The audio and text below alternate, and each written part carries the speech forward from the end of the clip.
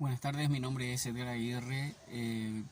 El grupo está conformado, además de mí, por Cristian Bueno y Federico Guimaraes. A nosotros nos corresponde hablar sobre la democracia y eh, sobre el sufragio. Bueno, en realidad es sufragio y democracia representativa. Haciendo un esbozo lento, pero seguro, si miramos los orígenes de la democracia, vamos a encontrarnos con los griegos, quienes fueron los primeros que adoptaron o que crearon este sistema de gobierno. Quiero tomar un poco las palabras del profesor Emanuel Alder cuando dice de que no me meteré en una camisilla de 11 varas definiendo lo que es la democracia. Y quiero conectar un poco esta idea con las ideas de Gianfranco Pasquino, quien eh, habla sobre las ciencias políticas y la democracia. Y en uno de sus libros, Gianfranco Pasquino sugiere eh, la siguiente pregunta, ¿verdad? ¿Cómo hacer ciencia política? Dando a entender de que es muy complicado y muy difícil definir lo que es la ciencia política. Y de ello también se deduce lo mismo. Si nosotros queremos definir lo que es la democracia, nos vamos a encontrar probablemente con las mismas complicaciones con las que se encontró el profesor Emanuel Alder. Por eso no quiso definir lo que es la democracia.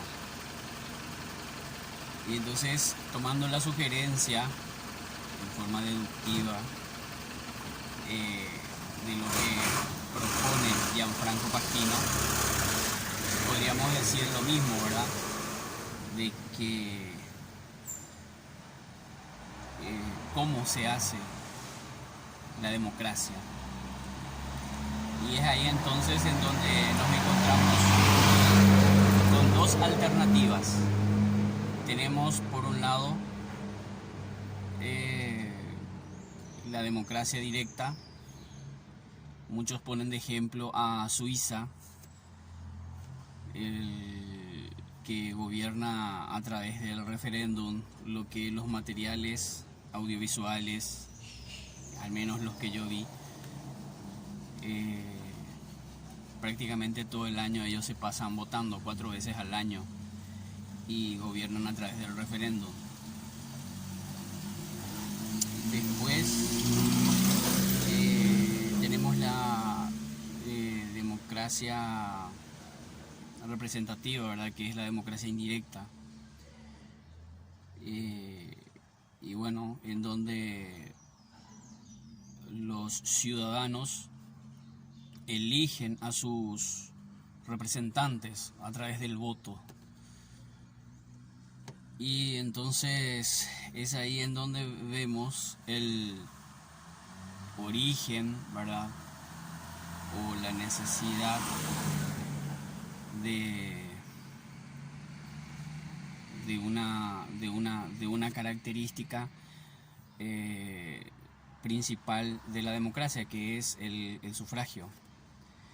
Y hay otros materiales también que sugieren de que para que haya democracia tienen que haber elecciones periódicas y que estas elecciones tienen que ser libres y que muchos de los o sea que tiene que haber ciertas condiciones o ciertos requisitos que tienen que reunir los candidatos y tienen que haber muchos candidatos. O sea, tiene que haber lo que se denomina pluripartidismo. Entonces, esas son las características que nosotros que al menos yo, ¿verdad?, pude notar de que tiene la democracia. Y bueno, de mi parte es todo. Así es que muchas gracias. Características del sufragio.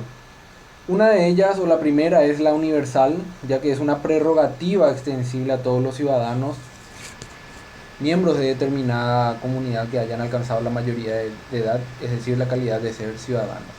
Históricamente el sufragio no siempre tuvo carácter universal. Se trataba de un derecho reconocido a ciertos ciudadanos varones, además de la mayoría de edad, debían reunir ciertas condiciones económicas e intelectuales. Con el pasar del tiempo, el sufragio se fue extendiendo a otros estamentos de la ciudadanía, inclusive a las mujeres. La siguiente característica es que tiene un carácter libre, ¿verdad? El elector, al momento de emitir el voto, no debe encontrarse sometido a coacción cualquiera, a coacción o cualquier influencia externa ilegal. Desde el punto de vista del ciudadano elegible o no, sí se pueden presentar algunas prerrogativas con referencia a la libertad, al carácter libre del sufragio, ya que hay que cumplir ciertos requisitos para poder ser elegible o no, y eso de cierta manera limita o coarta dicha característica. Como tercera característica tenemos la obligación o el carácter obligatorio del sufragio, que es, eh, teniendo en cuenta el sufragio como derecho universal, el Código Electoral lo establece también como una obligación para todos los ciudadanos habilitados a efectos de ser sancionados en caso de no cumplirlo, ¿verdad? Y esto ya se observa, o estas sanciones ya se establecen en el Código Electoral o en nuestro Código Electoral. La siguiente característica es que es secreto, ya que relacionado con la libertad, esto está relacionado con la libertad, el sufragio debe ser secreto. La emisión de votos se efectúa de tal modo que no es posible conocer lo manifestado voluntariamente por el votante. Esto garantiza la libertad e independencia del votante en el ejercicio del derecho a sufragar. De esta manera se elimina toda coacción que el votante pueda sufrir por la decisión tomada, evitando el direccionamiento de la voluntad. También el sufragio presenta la característica de ser igualitario, ya que se observa o no se observa sentido alguno si cierto estamento de cierta sociedad ejerce su voto. Cierto estamento de la sociedad, al ejercer su voto, este resulta con mayor peso o valor simplemente por pertenecer a ciertos círculos importantes de la sociedad. Ante esto, el sufragio igualitario posiciona en igualdad de condiciones a todos los votantes. Como último carácter es el personal, ya que es un derecho, o sea que el sufragio es un derecho personal. Y esto es una característica del sufragio, ¿verdad? Solo tiene valor cuando el elector lo emite personalmente, rechazando opciones como el voto por correo o por delegación, que ya son opciones muy utilizadas hoy en día por otros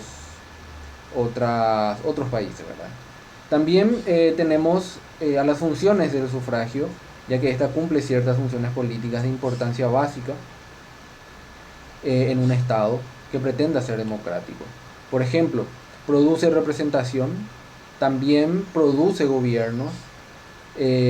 Como tercera función, limita el poder del gobierno, esto teniendo en cuenta las elecciones libres y periódicas. Y por sobre todo legitima al Estado, ya que el pueblo es el que ejerce el poder público por medio del sufragio, como bien lo estipula nuestra Constitución Nacional. Y entonces la manera de poder legitimar el Estado es garantizando el derecho al sufragio. No. Bueno, mi nombre es Cristian. Como había señalado el compañero Edgar Aguirre, a mí me toca desarrollar el punto del voto. El primer punto a aclarar, a desglosar, es la diferencia entre voto y sufragio, que indistintamente siempre ha sido utilizado en el lenguaje popular, es decir, como teniendo la misma significación entre sufragio y voto. En primer lugar, aclarar que el sufragio es el derecho subjetivo que surge como derecho inherente de la democracia representativa. Y en el caso del voto es la derivación del derecho subjetivo del sufragio, es decir, el acto mismo donde se concretiza el derecho subjetivo del sufragio. Por ejemplo, en el sentido etimológico de la palabra voto viene del latín votum, que vendría a significar como una promesa. En realidad es eso, es la promesa que hacían los antiguos romanos a los dioses. Entonces este voto viene a ser haciendo la analogía entre el votum romano y el voto como acto derivado del sufragio, vendría a ser una promesa o un cumplido, una promesa a cumplir por parte del ciudadano con respecto a la autoridad elegida. Luego desarrollando las clasificaciones y características del voto en el sistema paraguayo, según el artículo 4 del Código Electoral, se puede señalar que cumple 6 características, que son, entre otros, es universal, libre, directo, igual, secreto, personal e intransferible. Con respecto al punto sobre personal, me gustaría aclarar que esto, por ejemplo, está en boga, en auge, o en realidad, en el caso actual, en las elecciones estadounidenses, porque las elecciones tuvieron el voto no personal, es decir, por correo, se dio en masa en las elecciones actuales, en el que Joe Biden se impuso a Donald Trump, que es un caso que no se aplica, por ejemplo, al sistema paraguayo, que no cuenta con ese tipo de características, ¿no? No puede ser el voto de otra manera que no sea personal. Entonces, entre sus características, como lo dije, son las siguientes, son 6, y es universal. Con respecto a universal, se puede acotar que eso recién desde 1961, con el decreto 704, decretado por Stroessner, en el que, digamos, dotaba o liberaba el derecho al sufragio de la mujer, o el derecho al sufragio femenino en 1961. Paradójicamente se dio dentro del periodo de la dictadura, ¿no? Esta pata, o digamos, este elemento que hace a la democracia representativa se da dentro de la dictadura o del gobierno democrático de fachada de Stroessner. Entonces, entre otros aspectos a señalar, se puede también mencionar las clasificaciones del voto, que es importante aclararlo. En el caso del Paraguay, en el caso de la clasificación del voto, se puede hablar de la clasificación por su expresión material y también de acuerdo a sus efectos. Tenemos en expresión material el voto único, que es el caso paraguayo, ¿no? En contraposición al voto único tenemos el voto múltiple, que es en el caso de votar por más de un candidato, ¿no? Sería realmente emitir más de un voto, porque aparte de votar por la lista de la preferencia del elector, se posee otro voto preferencial. Es decir, se puede votar por uno que más guste al elector, o que tenga más preferencia hacia el otro, pero también al otro al que, digamos, le dote de un segundo lugar. Entonces, esa distinción entre el voto único y el voto múltiple. Luego tenemos el voto nominal y el voto de lista. En el caso paraguayo utilizamos el voto de lista actualmente. Esto se está derogando, digamos, la lista sábanas, y se va a practicar el voto nominal. Esto se va a ver en las siguientes elecciones. También podemos mencionar el voto personal, como ya mencionaba ya antes, el voto personal y el voto por correo. En el caso paraguayo, el voto por correo no se encuentra vigente, es solamente el personal e intransferible. Y por último, como aspecto a resaltar, es la clasificación de los votos por sus efectos. Es decir, el voto directo, que es el caso paraguayo, en el que los electores votan directamente por los candidatos a ser electos, en el caso de las elecciones legislativas y en el caso de las elecciones del Poder Ejecutivo. Y el voto indirecto, que es más propiamente, por ejemplo, el sistema estadounidense, en el que se vota a un colegio electoral que a su vez elige al Poder Ejecutivo, también se da en el caso español, que es una democracia parlamentaria, ¿no? Entonces, ellos votan por un partido, es decir, por un colegio, un colegio electoral, y ese colegio electoral se encarga de elegir a su vez al presidente del gobierno o al Poder Ejecutivo. También tenemos en contraposición, de acuerdo a sus efectos, el voto de aceptación y el voto ordinal o preferencial. En este caso, el voto preferencial sería el de que el ciudadano, el elector, puede elegir de acuerdo a sus preferencias, ¿no? y cambia el orden de la lista estipulada. En el caso paraguayo contamos con el voto de aceptación, en el que las listas, anteriormente, en el que las listas están ya preestablecidas y el ciudadano prácticamente vota por el sí o por el no. Es decir, vota por esa lista o no vota por esa lista. No puede cambiar el orden. Básicamente es esta la